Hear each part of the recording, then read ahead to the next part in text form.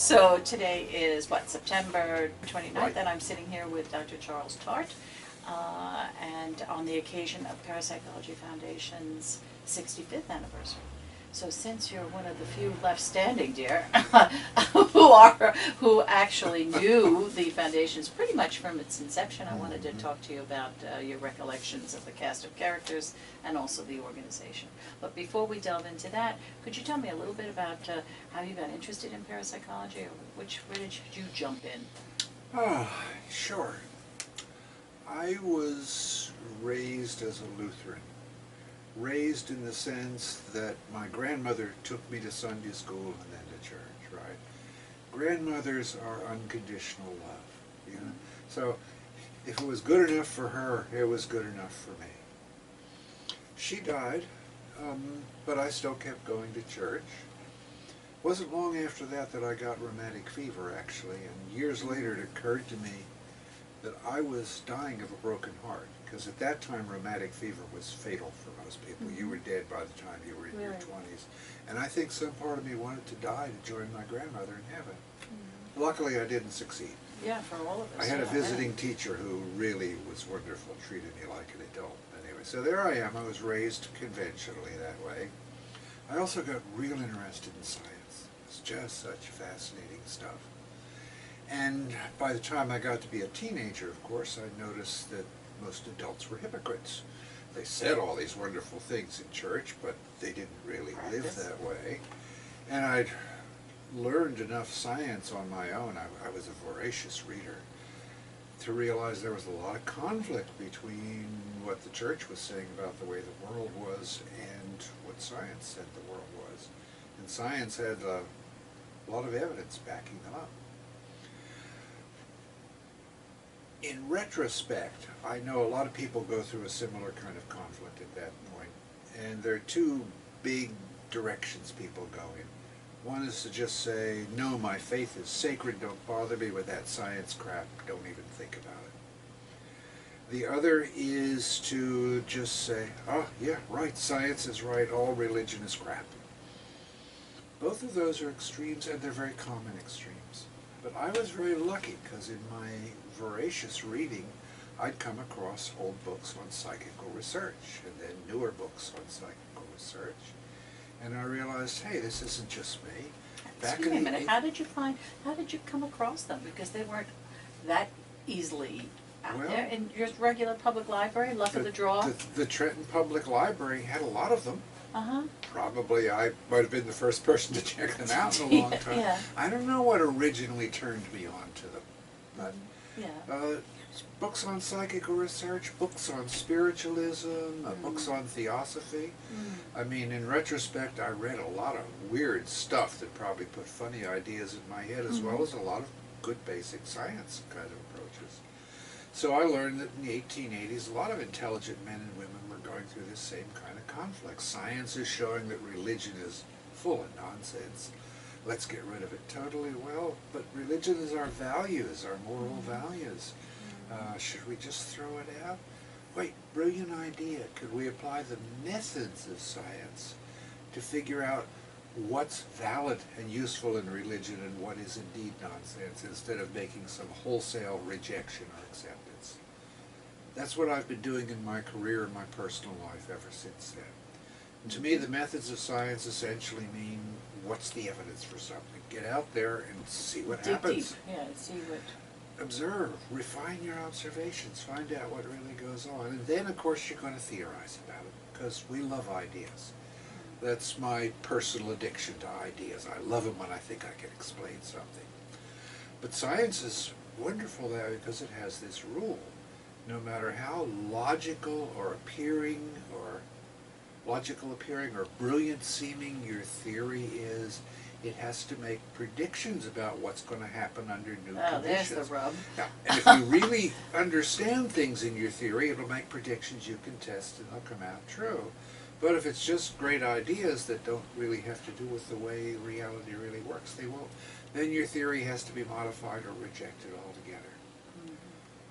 Start applying that to the kind of phenomena that are given as important parts of religion. Now, parts of it you can't even begin to Yeah, how apply could you frame science to. that? Yeah, yeah. But take my favorite example, prayer. Okay. From a materialist point of view, prayer means you're talking to yourself.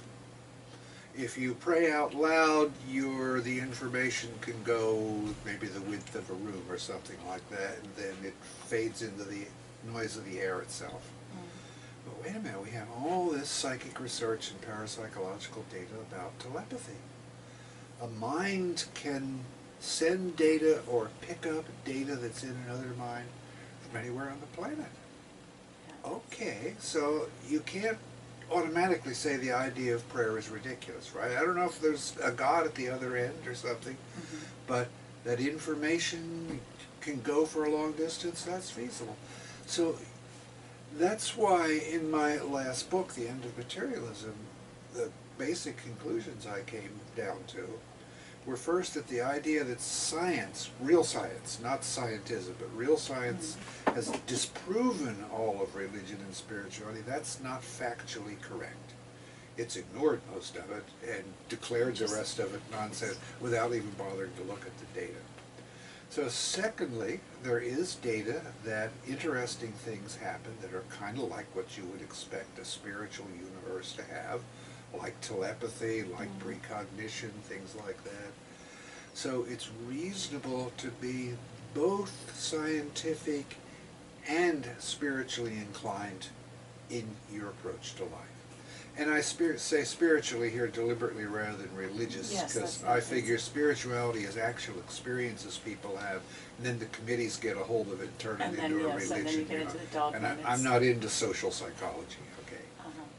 And the third thing I always add on that too is, nevertheless, there's a lot of nonsense undoubtedly under the name spirituality, as in all areas of life. I won't even mention politics. So you still have to use as much discrimination as you can.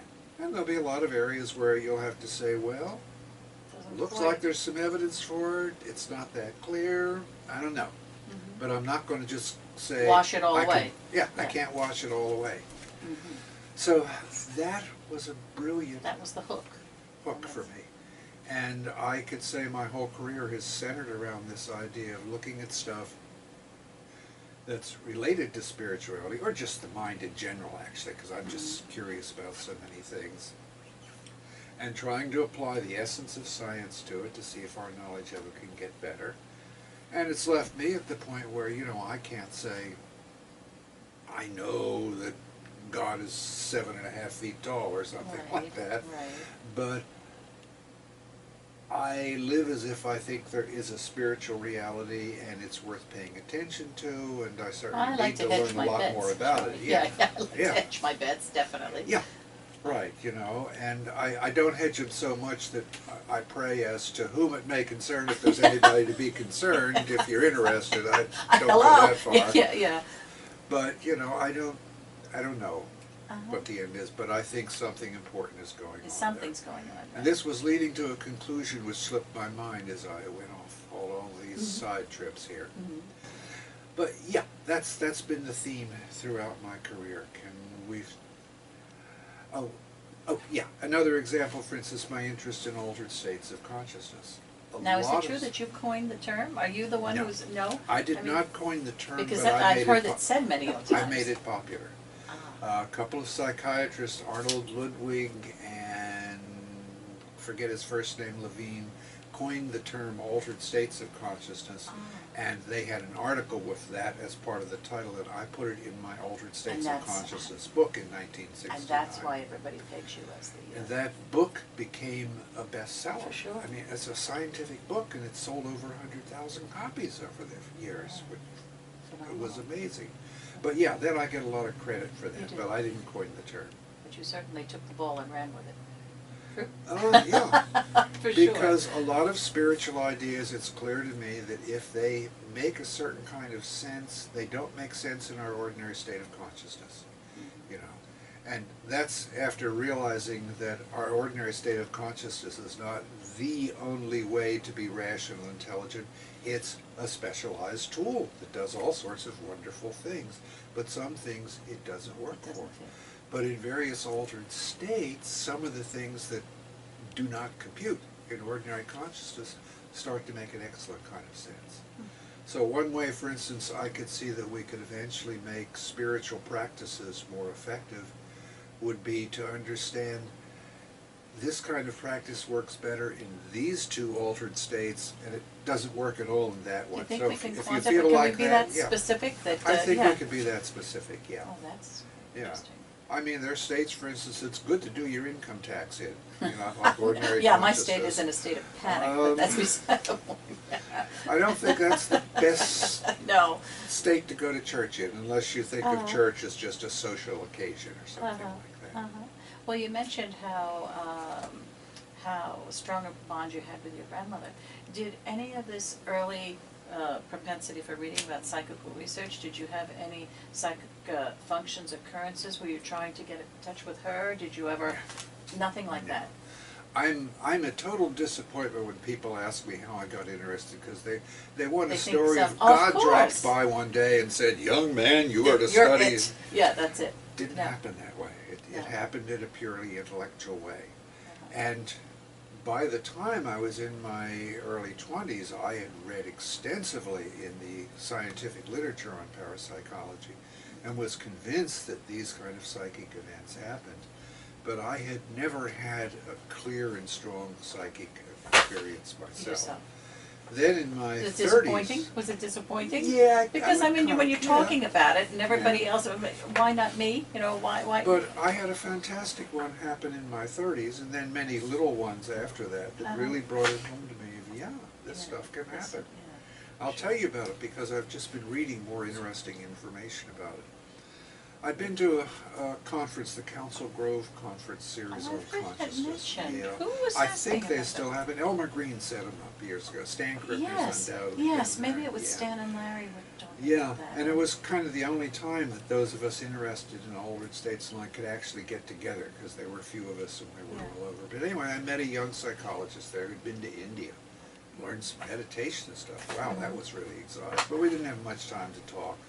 But he was coming to Berkeley a month or so later.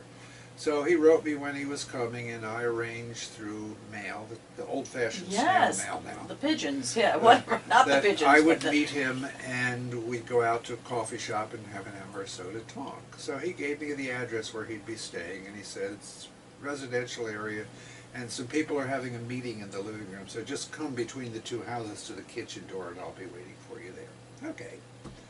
So this was winter. It was dark when I left, and I had driven about halfway there, a nice residential area in South Berkeley, and I started getting thoughts and then images really powerful about people shooting people, people beating people up. And it was so strong that 3 times I pulled over to get ready to make a U-turn to come home. Okay. really? Meanwhile, my psychological training is kicking in and say, yes, he's faked normal for many, Right. many years now, and he's clearly having a psychotic break. Right. You know? Yeah. This was so And it was, crazy. it's a visceral reaction. I mean, Yes, really, yes. I was really afraid and worried, and this is not the way my mind No, works, you no. know. Another part of me was ashamed that I would even Yeah, think what of am I- not yeah, I'm like- going through and Yeah. whatnot. So I made myself go, and I found I was able to park a block or so down the street, and I walked up to where the house did you was. creep up to the house? I mean, No, that's somewhat but over- I but you looked- kept, yeah, I you looked took your in precautions. I looked in parked cars, and I looked carefully between houses, and, you know. And it turned out he was waiting on the sidewalk for me there. Okay. So we said hi and walked back to my car and went off to a coffee shop. Now, I didn't tell him I had a psychotic break on the way over. Well, it's not the thing that we, you... we weren't yes. bosom buddies. Yeah. So a few weeks later, I got a letter from him. And after some professional stuff, he said, incidentally, I was glad when you showed up, because as I was standing out on the sidewalk, I got really worried that gangs would come along and I'd get shot or beaten up or something like that. I thought, really? And then he added the sentence that really got to me. He said, and did you know, a little while after we left, they kidnapped Patty Hearst a block down the street? There Wow, were people the with Symbionese, guns coming. whatever, The army, Symbionese whatever. Liberation Are Army, you- cyanide-tipped bullets, beat people up, Yeah. shot at them, and whatnot. Interesting. some part of me was saying, that sounds like Greg Stanford's sign-mediated response or whatever. I mean, PMIRs, Yeah, definitely. Yeah, so some part of my mind was saying, hey, it's really dangerous over there. Yeah. Oh, that's interesting. That just really, for sure, the sheer amount of psychic functioning there really brought it home to me. Yeah. Well, that's pretty cool. After that, many little things, but still, I mean, but that certainly opens a the one that would happen most often was, for years, I'd come home for work, and during the day I'd gotten a phone call from an old friend that my wife and I hadn't heard from in 20 years or something like that. And I thought, I'll tell Judy about it when we get home. And I'd walk in the door and she'd start telling me about something else. Right. So I forgot about it, but a minute later she says, oh, I wonder whatever happened to Stan. We haven't heard from him. I'm like, well, he called me this afternoon. There you go. And that was interesting because it suggested a psychological dynamic to me. If you're really going to communicate something and something just deflects it, so you consciously forget about it, that may make it more likely that it'll actually pop up in somebody else's mind. Yeah. I've always wanted to do experiments on that, but I wanted to do experiments on a lot of things. So but certainly people mention that all the time. Right? I mean, that's a very common occurrence. So that would be an interesting.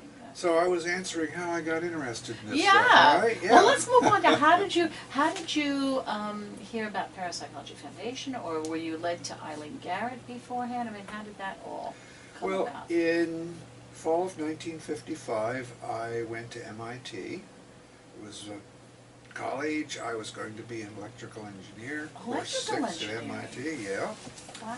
And I was in Boston. It opened up a whole new world. There were actual spiritualists in Boston. Oh, those Berlin, was it the Berlin sisters, right? Yes. A couple of nice ladies owned a theater, the Exeter Street Theater on, I forget the name of the street.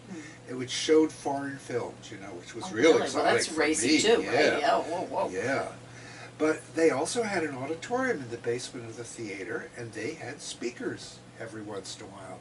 So through going to those speeches, I met Mrs. Garrett, I met J.B. Rhine, I met Gardner Murphy, I met a whole bunch of parapsychologists. Really would come through. And, I'm always the kind of eager student who has questions, because I'm interested in what people say. So it wasn't by the second lecture, I think, I was quietly asked, you want to come and join us for tea afterwards? Oh, wow. And that way I met Eileen Garrett and all these people and got to know them that way. And that's how I met her and heard about the Parapsychology Foundation. Interesting. And what were your personal reactions about her? Because people ask me how to describe her or whatever, and she was so multifaceted, but as a family member, I can't give them the information they see. So what was your, she's up there at the lectern, what did you think? It's like if somebody asked me about the personalities of my children, I'm so close, don't ask me. Yeah. I mean, did she come off as a fascinated crackpot? Or? No. She came across as a very together person who knew her stuff, who knew that she was talking about stuff which most people would regard as kind of crazy, but damn it, she'd been there, and this was the stuff that happened and so forth. I had great respect for her. And when I found out about the Parapsychology Foundation and that she financed research into this, wow. I wish there were many more people like this who were very psychic themselves and really wanted more research to happen, or could do research themselves. That's too rare that we have people like that. We really don't, right? I have a younger woman I've been corresponding with for several years now who's like that. She wrote me basically asking how she could get rid of this damn psychic stuff which wasn't supposed to happen. Well, yeah. And I basically told her, well, you might try to repress it, but it might be interesting to take notes. And you're training to be a scientist. Why don't you apply science? Start taking notes on what actually happens and see what goes on. And now I've got to write the foreword for a book. Well, I'm also? Quite proud. Was that well? You should be. Now, was that sort of the impetus for the Taste website that you did? No, not that particular not at that thing. point. No. No, the Taste website, the Archives of Scientists' Transcendent Experiences. Yeah. Which is why we say taste. Taste. But while you're taking notes of these things, and when people start to journal themselves, I tell people to journal themselves. I mean, they'll see patterns perhaps that Yeah. might lead them to Which greater immediately understanding. makes a switch from it's something that just happens to poor passive me to I have some say in this whole thing. Just that alone can Plus the make a fact difference. when you try and recount these experiences to people, you get Yeah. lost in the weeds. Yeah. So if you have something written down Yes. that you can refer to, I think that's And also helpful. as you get a collection of these things, you can sometimes start to see a pattern. Oh, they're more likely to happen under such and such conditions or whatnot. Well, I know So- you told me once that the foundation, gave you your first grant in parapsychology? That's right. Because you were very generous to, for a while, support the Charles Tart and Judith Tart Student Award, right? Sort of paying it Yeah. forward. Yeah, for sure, for young Nobody's students. applied for that the past couple Well, of you years? know, I went, the foundation, when we were in the weeds and in fiscally really in trouble, I shut down, I said, shut down all the grants, but if you'd like to or whatever, we can really do that again. Yeah, no, activate it again, Because I think now, yeah. especially with the Facebook people and this and that, there's a bigger interest, so. Yeah, if I can give a little boost to some young person who might turn out to be a good researcher, I'd Yeah, love because to, we yeah. need someone to carry the flag, Yeah. right, to push the banner. Okay, so going back to the Exeter Street Theater, one of the people who lectured there was a Duke professor named Hornell Hart, who'd written some articles about astral projection. Oh, I know, it was Which- astral projection. yeah. I know we published a monograph of his by Hornell on it. Yeah, I don't The think title, but I don't people think it have was astral started projection. calling it out of the body experiences yet. I may have coined the term out of the body experiences Oh, incidentally, really? yeah. Okay. Except I abbreviated it OOBE. Oh, that out was of when it was body the oobies, experiences. right? It was Right, the and people would oobies. come up to me after lectures and say, I had an oobie I want to tell you about. I never thought I would pronounce it. So John Yeah. Beloff, good proper Englishman, corrected me. Oh, was he the one who- Yes, who you don't shortened it? capitalize the O and an of in an abbreviation. Oh, so okay. it's Oh, just so that, I OBE. always So wondered how that. I was yeah. properly corrected, right. Okay. All right. So now OBE is pretty common for it. Uh-huh. Anyway, that was one of the things that got me interested in it, and I was also very interested in hypnosis. And I thought, well, maybe I could use hypnosis to create out-of-the-body experiences, and so I applied to your grandmother for a grant to do that.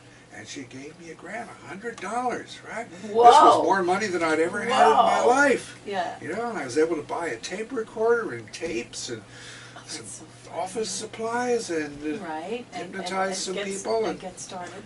and Right. you know, for a college sophomore, it was a pretty good experiment. You know, by real standards, you know, it was kind of naive because I didn't have a clear way of evaluating anything other than if it had been fantastically successful. Uh-huh. You know, if someone gives you a sort of true description, but Yeah. you know, To now I discern. would know how to do it with judges and so forth. Yeah, but you got to start somewhere. Yeah. So that's pretty. And I cool. ended up having only spent something like $95, and I wrote your grandmother and said, shall I send the $5 back? And she said, no, keep the change. Keep the change. Oh, There you go. I was moving into a whole new world here. I love that. I love that. So well, yeah, that Exeter Street Theater but series that of was the lectures really focal made point. a That's what difference. drew you Yeah. to the work. I that have you some did. pictures of the Berlin sisters. Oh, really? Because I incidentally. don't think I've ever seen them. Oh. Were they psychics themselves, or what were they? They were spiritualists? What committed were they? spiritualists. Ah, Yeah, okay. I don't know if they were psychics themselves. Uh-huh. And I'm sure they had a number of spiritualist mediums lecturing there at one time. Do you Uh-huh. have a thumb drive with you, any of you? Oh no, I don't think No? we do. Oh, well, then I'll burn you a CD before you left. I have a Oh, chapter in wow. an autobiography I wrote for my kids about the Oh, really? MIT years that includes some pictures of that sort of So thing. when did you make the jump then from the electrical engineering? After all, around this time you decided? My sophomore years, okay, I had a carrot and a stick, okay. The stick was calculus, Oh. which I was doing worse and worse in, okay. In retrospect, I figured out that about the third day of the first class, I didn't get one of the most basic ideas, and I was It's sort of early on. faking it from then on, you know, and it was just getting It worse was and just worse. spiraling. Right. Yeah. One of the greatest lessons of my life has been to admit my ignorance as quickly as possible instead of letting the pile The get drip, deeper and drip, deeper and drip. deeper. Yeah. And a chemistry course which I was going to have to repeat. And you know, as a teacher myself, I can say no course should be taught like that. It was terrible. It was basically memorized 500 formulas and you could pass God, it. and then you go, oh Lord. I try to understand things, not memorize things. So that was the stick. And then I had figured out by then that there was such a profession as a psychologist. Okay, vocational counseling hadn't been invented in my high school. And a psychologist could do stuff that was kind of close to parapsychology. Yeah, all that inner exploration. And I had met J.B. Ryan a couple of times when he lectured in Boston, and he said he would help me transfer to Duke, where I could major in psychology. So, okay, the path opened up at that point. It opened up, yes, with interesting results. Sure, for sure. Because, you know, it was not even a year later when I was on his list of people to be discouraged from visiting his laboratory.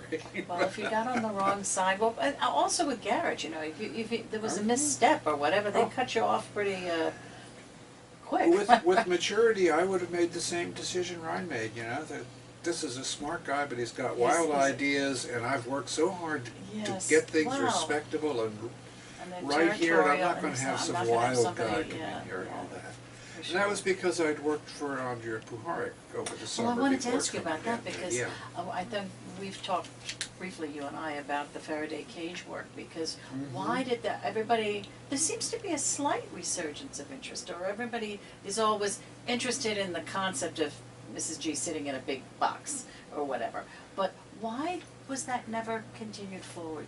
You see a resurgence of interest in that? Well, people always ask about Faraday. You know, when she mentioned about her thing, about the idea, I think it's because they see the idea of her sitting in a box, a psychic in a box, and they really don't know what you. Yeah, no, really, with brain waves. I think you know, that sort of thing. Okay. But what was the basic premise in that? They were trying to. Well, your grandmother mentioned something about her work with Puharich and how he had this electrical system with a Faraday cage. And that's up at the Hammond? That increased ESP. No, I didn't know anything about Hammond then. Okay, all right. Puharich was up in Maine at that point at the Round Table Foundation. Okay, well, I was studying being an electrical engineer, and I was already a radio engineer. Do I have my license on the wall? Do you really? I guess it's not. It's somewhere, but in any case, yeah. No, I'd passed these tests of the Federal Communication Commission for first-class radio telephone license. Oh, wow. So I could work at radio stations to make sure they stayed on the air. You know, you go off the air, there's no commercial revenue coming in, which was a great way of helping to work my way through college, because most of the time my job was to be there so I could move quick if something happened, but I could do a lot of homework and stuff. But, you know, the idea of an electrical system that increased ESP, because I knew by then the main problem in parapsychology was most of the time it didn't happen, or it happened as little tiddly bits of sort of things, sporadically and unreliable, and this could be a major breakthrough. So this was to augment psychic functioning, theoretically. Yeah, I mean, that was both to augment it and to shield it, which was just as interesting, okay? So we had a student psychic research club by then. I think I was the president that year, and I invited Puharich to come and lecture at MIT for our club.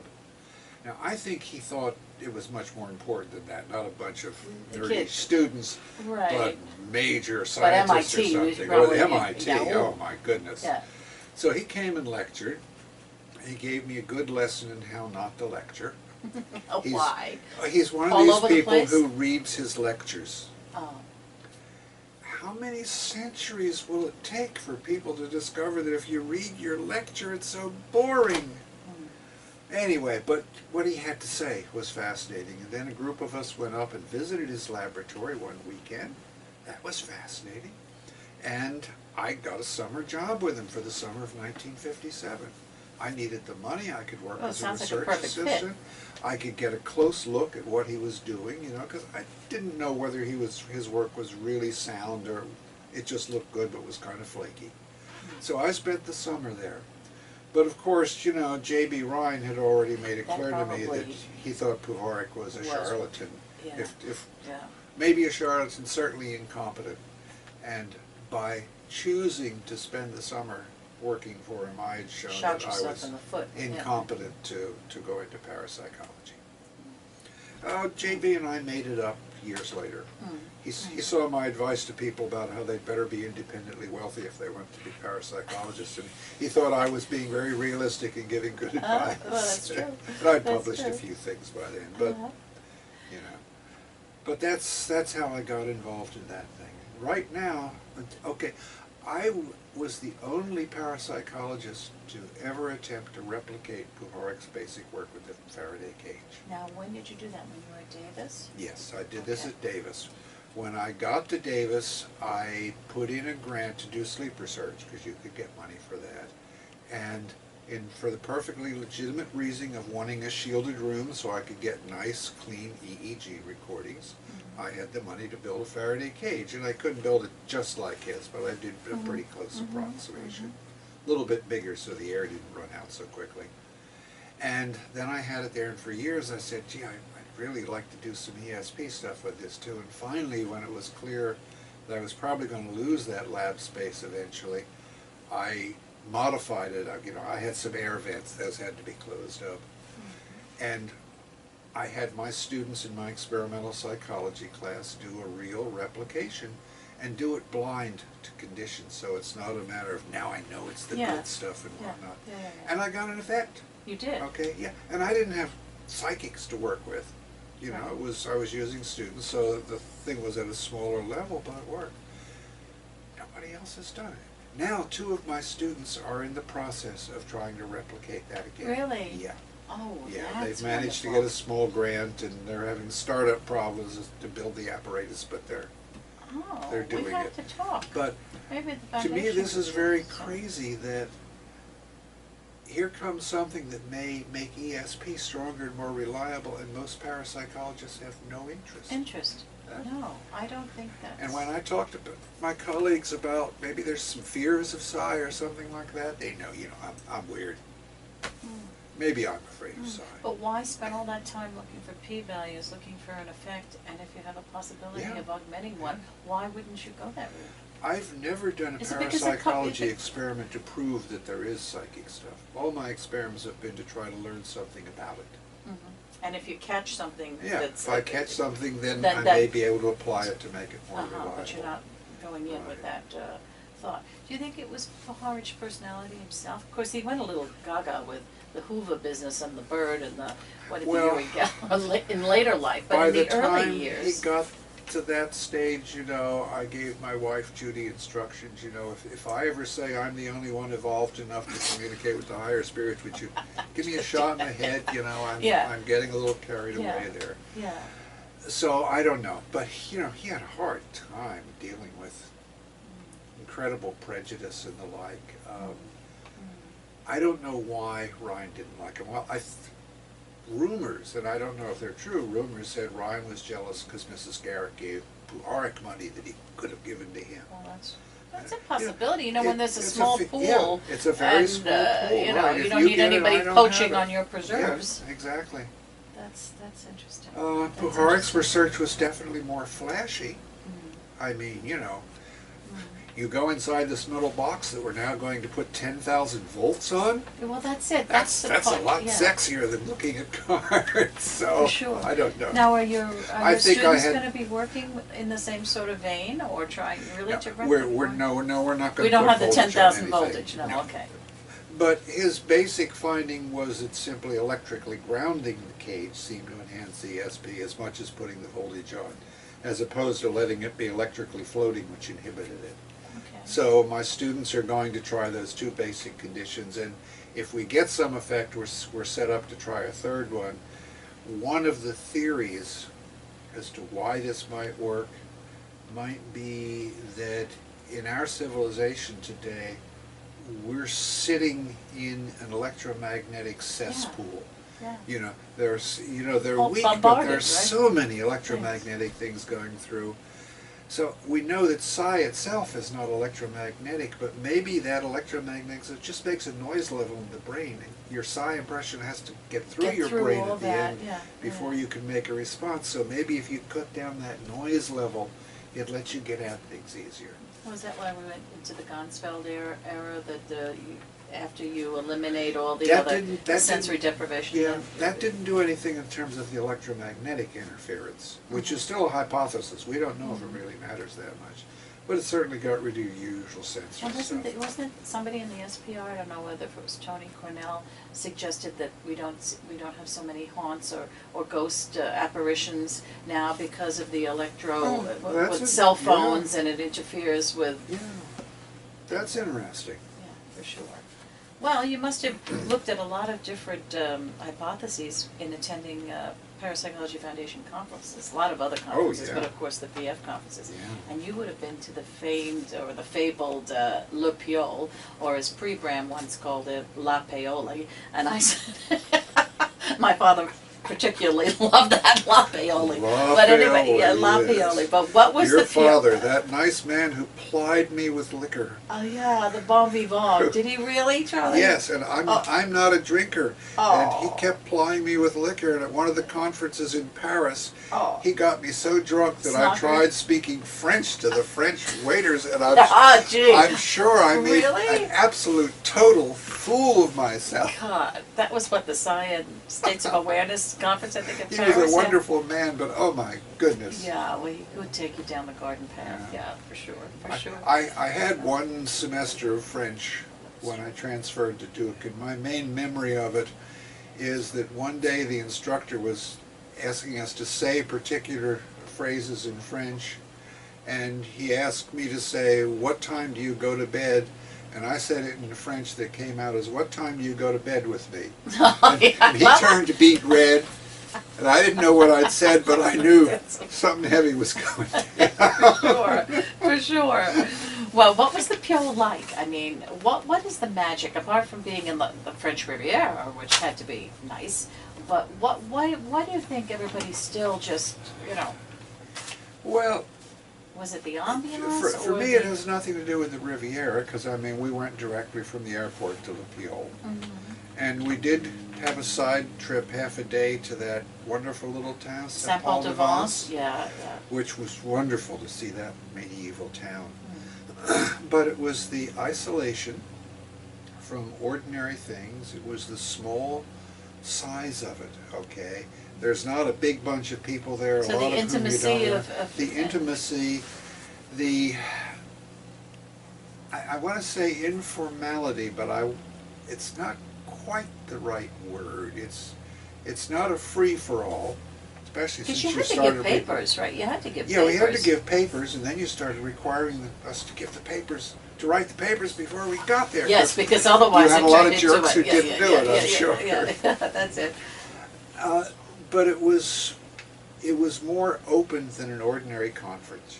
An ordinary conference, yes, you're sharing data with your colleagues. You're also showing off and jockeying for position and playing those kind of games and so forth.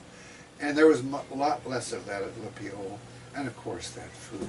Yeah, that always helped. And the place was so beautiful, and Because now that the foundation doesn't have, well, the world has changed in that there's obviously communications with email, the information between academics. I mean, it was difficult with snail mail and getting everybody together. But at the same time, this how I could replicate that on a shoestring. And I was toying, and I wanted to ask your opinion as to whether or not you say that we made eventually people give papers beforehand, hand them in. Larry Lisette once told me that once you ask an academic to give a paper at these conferences, that they're never truly listening to the other person's paper because they're in defensive mode as to what's being said refers to what you're being said. But I'm a little frightened about just do a paper after the fact. I mean, I don't know. Not true for me, of course, because I'm completely open-minded and biased. No, but I mean, do you have any suggestions for me? I mean, if you had a wish list, how to do this? Let me make a comparison here. They've finally stopped, but we had about 10 small private conferences at Esalen on the survival question. And this would be 15 to 20 people. And a few people would present a somewhat formal paper to kick off discussion. Others would just start leading some discussion from the beginning. And the informal ambience at Esalen, you know, so-and-so's not here now because it's time for his massage. Right, yes. Produced a very good atmosphere for exchanging ideas. And we had Ed Kelly, who organized things such that 2 excellent books have actually Irreducible Mind come out and, of that. yeah. And I don't know what the finances on that were. 'Cause, you know, I know they were probably at least $10,000 because they paid some people's transportation well, that's it, yeah. from Europe, you know. Yeah, yeah. I was going to see if I can try and find somebody to help The small size of it, the beauty of the spot, the informality of it, the ambiance of Esalen is this is a place where you open up and exchange not just intellectual ideas but feelings to some extent too. You know, it's not run like an encounter group, but you know, people are more free to say that idea freaks me out, which you don't do at a formal conference. Well, exactly. Which is very beneficial for the people who attend. But how could I wrestle with the idea of how can I distill what these 10, 15 people are enjoying, which is, there's a benefit for them, but how does that, how do I? I'll come to any conference where you give me a personal masseuse. Well, all right. Take a note, yes, for sure. All right, well, we'll see what we can do about that. Well, you know, this thing that some companies do now where a masseur or masseuse just comes around and does your shoulders and neck for a few minutes once in a while. Yeah. I think that well, I can't get, if I remember you, I can't get you to sit at the seat because you're roaming around all the time in the back of the room or whatever. Yeah. Oh, I'd sit down to be rubbed, you know. Okay. But, you know, academics are stiff-necked. You know, we're living in our heads. The ideas wind us up, and that muscle tension gets into a feedback loop with that. Events to do other than drinking, okay? You know, I mean, yeah, that does it, and some of the best ideas occur at the cocktail hour at the end of the day. True. Yeah. But let me think on this some more. All right, then we'll talk again. But an isolated place that doesn't have distractions, that's important.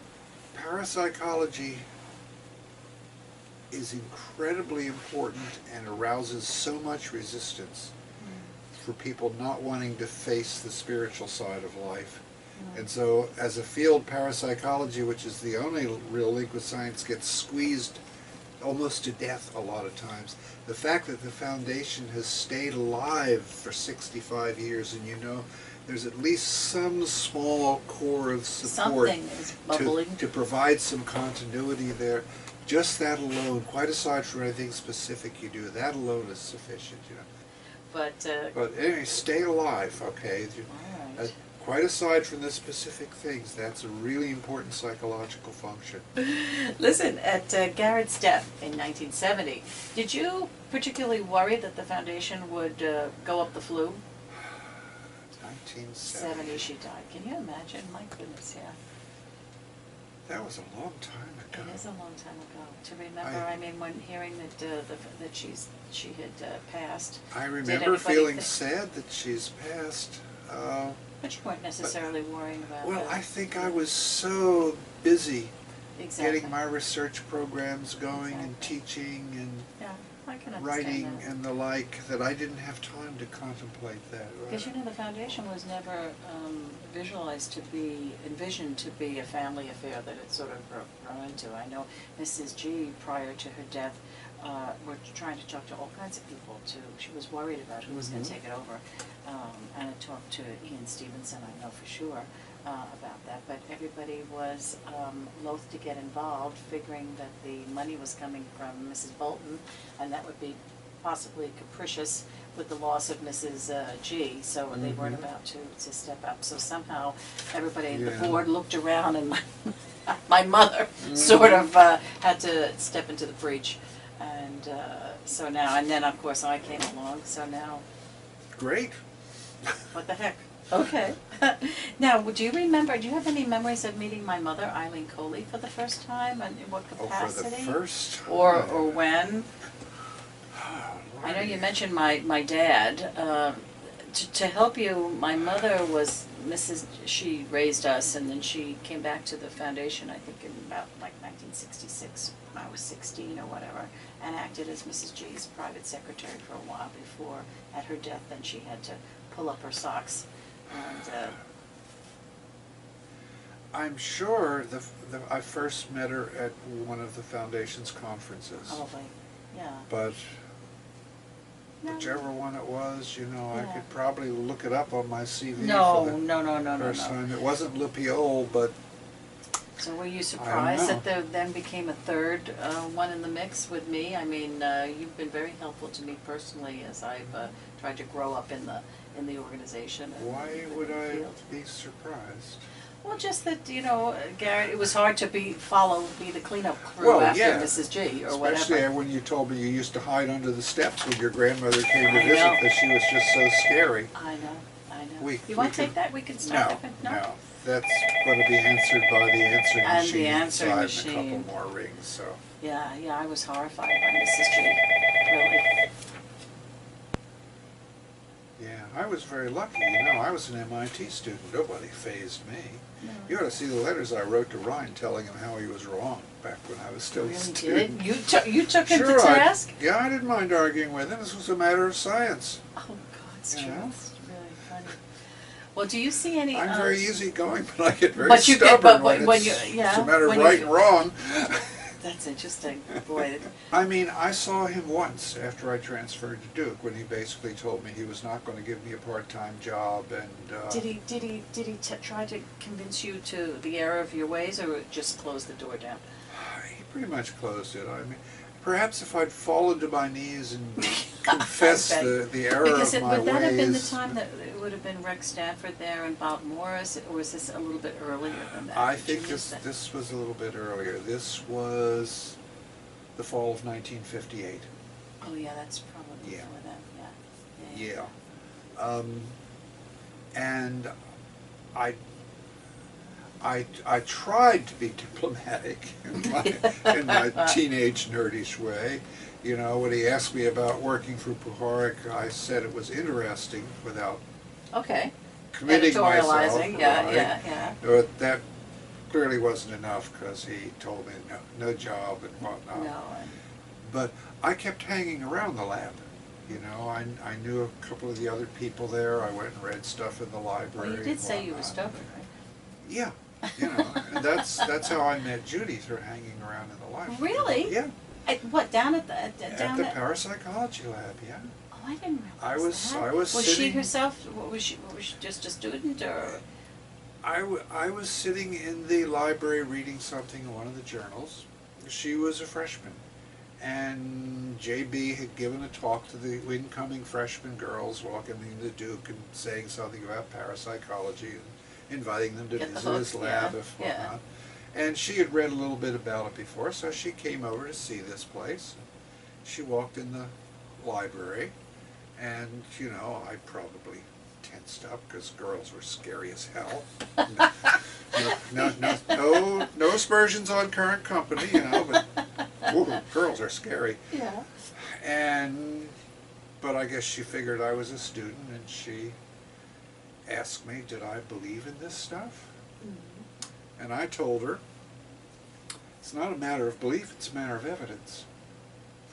Because she had walked right into what I was prepared to give, girl or no girl, I was prepared to feel this way. Uh-huh. And she says, this is the line I still use 60 years later. Actually, it's a damn good line to run with. It is a damn good line, right? Really? It's true. I think can You know? I co-opt that? Sure. I mean, that's really.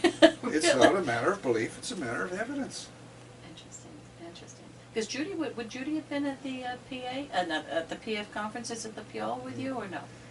She was. I think I at saw one, a picture. I was at 2 or 3 Lapille conferences, and I know she came to one of them because she was part of an outing with, and Monty Ullman's wife was part of that too, Janet and they or whatever, went yeah. down to cans? Can. Am I mispronouncing No, it in a can, way that yeah, would make yeah, Frenchmen yeah, curl up and die? Yeah. Coly. Coly. Yeah, can. For yeah. the day or something like that. So yeah, she Uh-huh. was there for that. Well, more power to her. I mean, to throw her lot in with you, and it must have been an interesting ride, dear. When I Well, proposed to her, I told her I wanted to be a parapsychologist, and that probably... Not in the proposal. We don't know, yes, Really? yes, you know, and that would probably mean we'd be poor all of our life, and Oh. it's very difficult Oh, that's and dear. whatnot. Caveat emptor, is that it? Yeah, well, you know, Okay. I Well, knew- obviously I it knew worked. things were tough How many to years do later? How long have you been parapsychology. married now? Now I put you on the spot if you're going to be on tape if I send you a copy of this. We got married in 1958, so Wow. 60-some years. Good Lord. Good I know. Lord. That's bravo. And yet I'm not old enough to have a 58-year-old Yeah, daughter. it's but- amazing how, yeah, well, that's physics or something, I don't know, but in any case. Do you have any memories of the So, other you know, PF? my overall memories of the parapsychology lab are a big plus. Definitely so, that's the bonus, yeah, bonus out of that. Now, do you have any memories of other PF workers such as, let's see, well, Martin Ebon or Alan Angoff I met them I mean, both, they were but just I never within- really got to know them. No, just in conferences and stuff like It that. was correspondence with Mrs. G that was my main contact, you know. Yeah, yeah. Talking to her directly at the conference or at these things in Boston. Mm-hmm.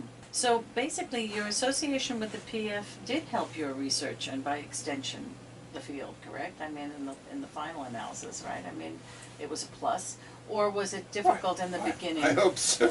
No, or was it, no, but was there ever a time that you caught a lot of flack with, you know, getting grants from, but you wanted to be a parapsychologist, so I guess Parapsychology I caught Foundation. lots of flack for being involved in parapsychology, Yeah, to put it mildly. Yeah. You know, at UC Davis, there were a lot of faculty who used me as an example of how academic freedom was alive and well, because I could do that kind of research. And You it's good out quality there in stuff, left field right? that you could do that. And there were probably more of them who worked very hard to get me fired. Really, for sure. They for didn't sure. succeed. Well, let's see. But they wasted a lot of my time. Yeah, and that's pretty valuable time of what you're able to churn out. I won't go on camera with the crap I have. No, okay. Well, let's see. How about in conclusion, I guess, or in summation? I mean, what is your opinion as to the lasting legacy of the foundation, and perhaps your suggested philosophy of approach for successful guardianship of this legacy that I'm on about? That's a mouthful. Well, isn't you it? got on camera my earlier advice Yes, that which is- just staying yes. alive provides a core Yes. of continuity. Digitizing your stuff and making it available online, you know, and which you could do selectively, you know, the SPR has done a lot of this, but there's probably a lot of books and stuff you have that Well, they you know, I haven't have all have. the grant reports, and I was thinking, Oh, Charlie. that would be excellent. Wouldn't that be good? Yes. Georgia, yes. you made some inroads with doing the grant reports. That would be excellent. And I'd make a specific suggestion there. Okay, I don't read most parapsychological research anymore because it's boring. You know, people are still caught in this trying to prove that there's something happening, and they get statistically significant results at the 05 level because people guessed 51% instead of 50%. I would divide your grants into two categories. I think the smaller category will be that kind of research, you know, with sort of standard and whatnot. I call it the white coat stuff. The white coat stuff. I got nothing against white coats. No, but that's, yeah. Well, I had great fun when I was asked to speak at the Second International Conference on Religion back in Chicago, and sometime in the 80s they asked to speak on science and religion, and I got me a white lab coat. You did. And a clipboard, Oh, and a badge, and the pen and thing? a slide rule and a calculator, so I could wear my science uniform in among all those religious people. Oh, it was a wonderful way to get attention. But what I'm trying to say is I suspect that most of the grants you actually funded were more creative sort of things. that a lot of them may not have worked, but there were sort of things that if they worked, they would be an important step forward rather than just one more piece of evidence. Those should be highlighted somehow. Well, I was thinking about the You know, road somebody not taken, asked or, me, you know, if they got a lot of money to fund research in this field, what would my advice be? And it would be, take the long shots that if they work, it might be really important. Don't take the slow thing of, you know, well, we want to have 150 scientists refining this to one more decimal place. That's all right in a field like physics where there's a huge amount of money and whatnot. But we need that more reliable, stronger sign. Oh, and Go ahead. we need a lot more research on what acceptance or rejection of psi means to people. You know, the pseudo-skeptics say they're just trying to be scientific. Well, I don't know them personally. I don't want to know them personally. Everything I've heard, they're nasty people They sound by and large. pretty But obnoxious. there are strong psychological dynamic reasons why they have to put this stuff down. I would love to know what they're getting out of it. This would be hard research to do because they're not going to cooperate. They're going to want to pretend to be scientific. On the other side, what about the people who get good parapsychological results, you know? What's driving them to do this, you know? Yeah, with all us scientists pretend to be totally objective and only interested in truth to one more decimal point. But there are more important dynamics, and if we don't tap into them, Yeah, you know, it's like almost, some people have said, the success of mediumship tapped a really important psychological dynamic that you didn't have to take responsibility. I'm Because not a it's weird out there, psychic yeah. person, right? I'm just channeling Yeah. Abdul Latif or Uh-huh, something like that. That takes an enormous load off somebody. Not to mention these interesting books by feminists, you know, if this was a way for women to yes, to have have more a of a place voice, to go, and, right. yeah, for sure. I got a big authority. 6'5" male spirit that you better That's true. listen, kind That's of. true. You know, it's. And you don't hear about too many female controls, do you? You don't have old Aunt Gussie. There aren't too many late things like that out there. Actually, I don't know whether they were more or less frequent, but maybe the male controls get written about more often as part of the prejudice. That's a point. And I mean, you know, that's not the way to get proper equality for women, just to exploit male controls. No, but no, it no, was no. it was a historical step that might be used. But those psychodynamics, they're so important, and nobody's doing it. You know, a few people like Eisenbud, you know, were looking at some of it. Charlie, I But don't is there see anybody the like that kind of around people, anymore? No, and I wanted to ask you about that because the people that I grew up around or whatever, I don't see the intellectual curiosity and that kind of openness. Everybody seems to be either qualitative, quantitative, nothing in the middle. I mean, you're in one camp and you can't, and as I've been looking at Garrett's unpublished writings and her correspondence, I don't think she would have been particularly sticking the course with the kind of research that you're talking about. Because there was a much more stronger spiritual thread to her inquiries, which she, I think once she founded the foundation, she put that all back on the back burner because she didn't want to be seen soft as a medium and blah, blah, blah, and she wanted to be oh so scientific. So I don't know how I can get that to the fore also. Yeah. This is one of the reasons, for instance, that I usually do not present myself as a parapsychologist, because it's got a little too overly identified with kind of sterile, quantitative sort of stuff. I prefer to present myself as a transpersonal psychologist. Parapsychology is an important specialty within that, because it's getting at what aspects of the spiritual have a reality to them. But as a transpersonal psychologist, I'm even more interested in what these mean to people. Well, that's it. What And that's consequences personally, I'm they more have. interested in that. I Yeah, think Garrett yeah. was more interested in that, but left that all aside to Right. attract science.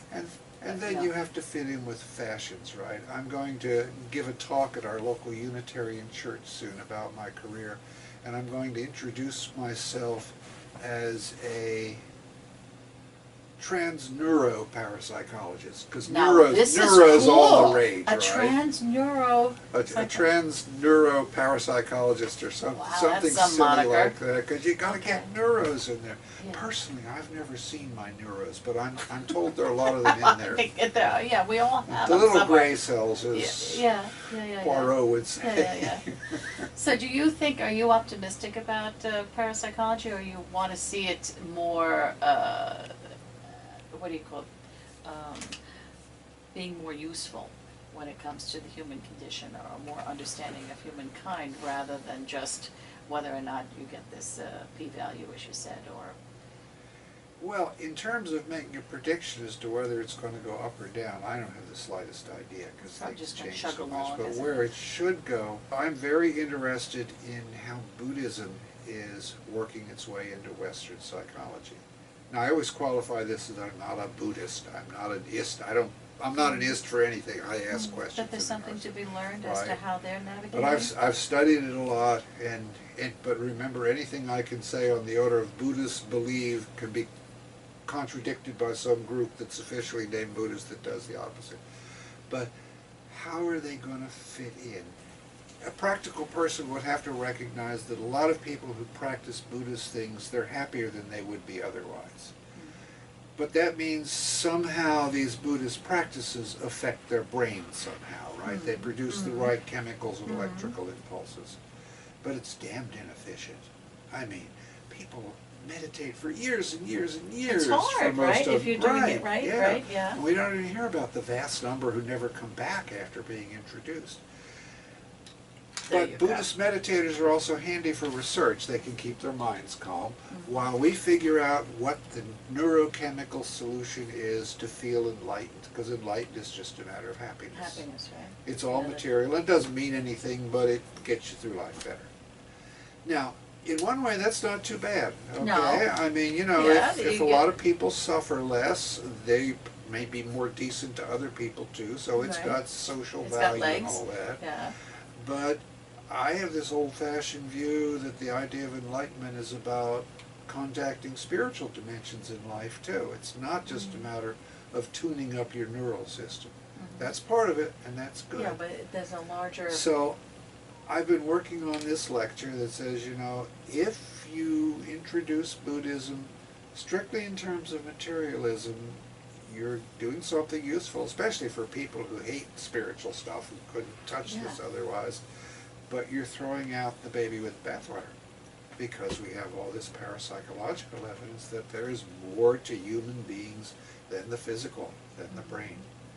And so a strategy has to be created that brings in parapsychological findings into the spiritual picture, with a recognition that if you introduce science, that means some of what you think is your spiritual knowledge is going to turn out to not be so hot. Yeah.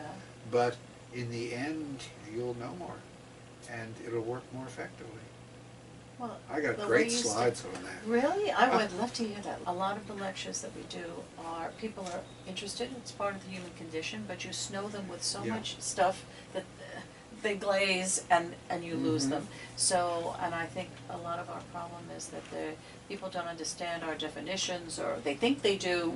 So in small doses, like sort of thought-provoking somethings, I think you could reach more people and stimulate more interest, that then they would know what they want to follow up with. Yeah, I'd be interested in that. You know, one of the most interesting lectures I ever did, I was invited to one of these conferences with the Dalai Lama where he talks with psychologists and scientists. This was very early on in that particular series. This was up in Amherst.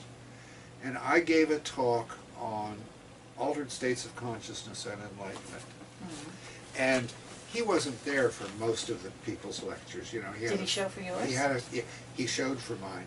Wow. And was that nerve-wracking to have him there? I mean, he's, hello. He's sitting in back of me, and I can hear Robert Thurman translating for him. And I split into three different people, right? Yeah. One is a 14-year-old from New Jersey, for whom the Dalai Lama Lama was a is listening mythical to me. figure. Yeah. And he's back there. I mean, right? that's pretty. And a second part of me is saying, You have the chutzpah to lecture To on tell enlightenment in enlightenment front to of the them. Dalai Lama? I'm surprised you were able to And say anything. And the third part of me is I've got some useful things to say and I want to say them, effectively. right? Yeah. So I was sort of three people all the way through. And, you know, the Dalai Lama didn't say anything, you know, and the show had to move on. But later a guy came up to me and introduced himself. He was the head of security for Amherst, you know, overseeing the whole event. And he said he'd been in and out of all these things, and he thanked me. I was the only lecturer that week he could understand. Really? Really? But it was so strange. I'm lecturing on enlightenment. That's that is chutzpah. That is chutzpah. But oh, I would have loved it. Did they film that? Are there any films of that? I'd love to hear that. Don't think so. Want to do a redo? We'll think. Maybe. I might look back at my notes and think, and think of where and this is whatever. really awful. Or alternatively, it might be with maturity, dear. Or you might have some more things to say about that. But now you have to be careful because now I've been here, so now I'm going to be coming. You know how I'm going to be coming after you. So all in all, as the foundation moves into its 66th year, all is not lost. I really do want to get these ideas into Western Buddhists because it's too much of a split between a few of them who are completely throwing out the baby with the bathwater. It's all or nothing sort of deal? I've heard rumors, for instance, that the group that sponsors the Dalai Lama's conference tells them they don't speak about reincarnation and that kind of stuff. You know, really? So, you know. Hello? How does that work? Yeah. Really. Well, I'm sure he's happy to talk to scientists about other things, you know. Well, there's a big messy world to discuss, But I, you know, like I wish Tricycle magazine would pick up something of this that I've done or something, because it's a message that has to get out. You know, you don't have to have blind faith in weird spiritual stuff or throw it all out. There's stuff in between. Well, I think it's been a wonderful sojourn with you, Charlie, and I do appreciate all your commentary and memories of Parapsychology Foundation, but more than that, all the good works that you've done not only for the PF, but certainly the field and humankind in general. So I think we'll just keep chugging along, right? You, PF, and we'll see what we can come up with. True? Well, I think chugging along is a great understatement, but you know, the foundation has meant a lot to me for support at various times, and you know, so keep up onward that and upward, work. right? Yes, just like that red upward. spiral of Garrett's. Right. Okay, that's a deal. All right, thank you. Hi there, I'm Lisette Coly. I'm president of Parapsychology Foundation, so welcome to our YouTube channel. We have lots to look at, so please check out our videos. Don't forget to subscribe. Thank you.